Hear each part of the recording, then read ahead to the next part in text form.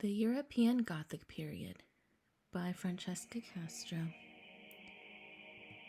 A little bit of background information is when the Romanesque period signified a time of change.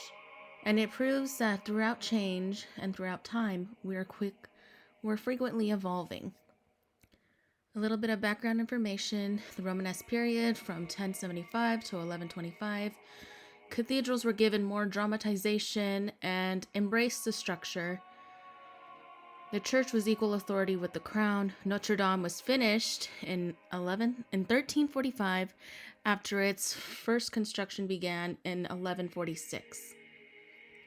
And the bubonic plague lasted from 1347 to 1351, but slowly but surely continued into the late 17th to 18th century.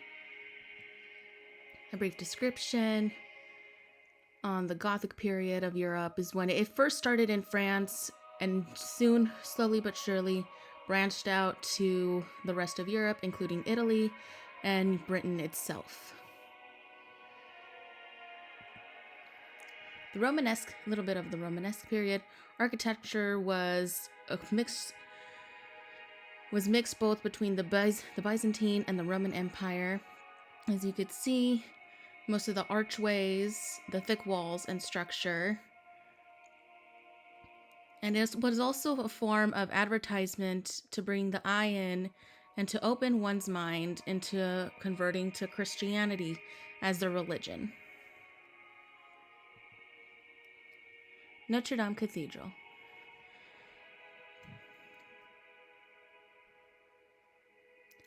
Throughout the centuries, additions were added to the structure, as there was tug-of-war of what it should look like and what the initial use of the cathedral was for. Originally, it was supposed to be a place of worship for Jupiter or Zeus from Greek mythology. But as you could see, later on, it was conformed into a Romanesque church, and from then on, into a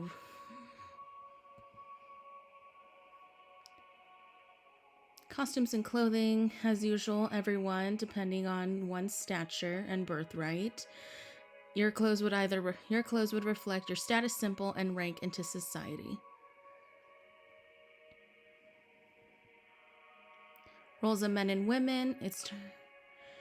Usually, women were seen as second to men, trapped in their shadows of their husbands.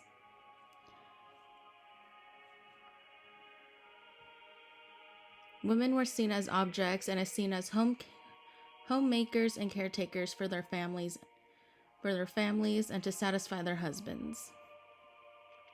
This also meant providing the household with clothes that would take numerous hours, and depending if you were in the workforce with your husband, would take even longer. The connection of gender roles, depending on who you were married off to, you would either be beside your husband, working, or be in charge of the household or the servants. And in most times, you would be in charge of organizing events such as parties and balls, and even banquets and political affairs. Women were seen as a bargaining chip or token, as men were easily deceived.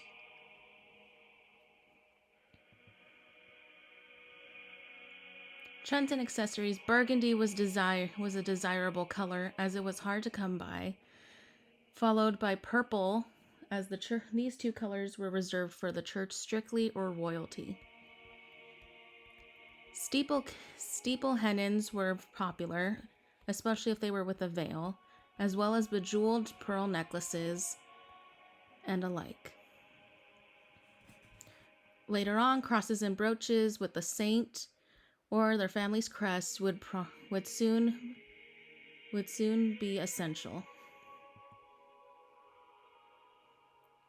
Clothing and men in the classes.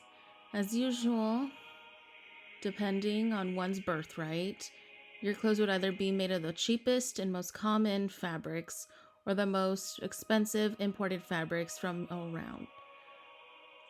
across the seas.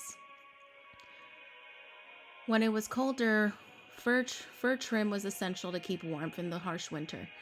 If one could not afford such luxurious furs, beaver, wolf, and rabbit fur were the second.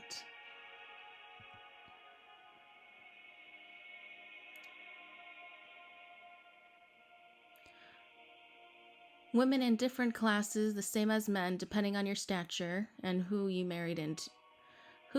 and what you married into. Your clothes could be made of the finest materials imported, or the most common in the region. Velvets and brocades became the popular, as well as the church soon adopted them along with embroidery. Influences of fashion are the clergy and royalty, as they were on top of the hierarchy pyramid. Most inspiration came from pictures and scriptures from the church, as it was common to dress up like a god and to see oneself into heaven as entering as one. Religious influences were Notre Dame and cathedrals. It was seen as a holy place and one to find sanctuary outside of the horrors that lied outside the walls. It was meant to have one think of themselves as lesser and to repent for their sins before they were condemned to their afterlife. The relationship between art and fashion and music. Music was most likely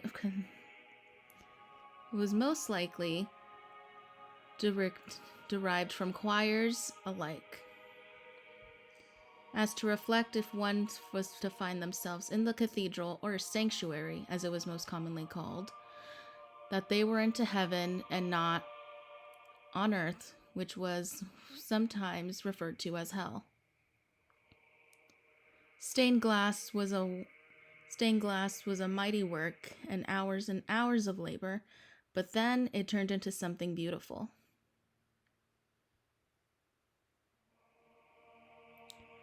Two famous paintings include The Liberation of St. Peter, 1414, and The Morning of Christ, 1304, between 1306.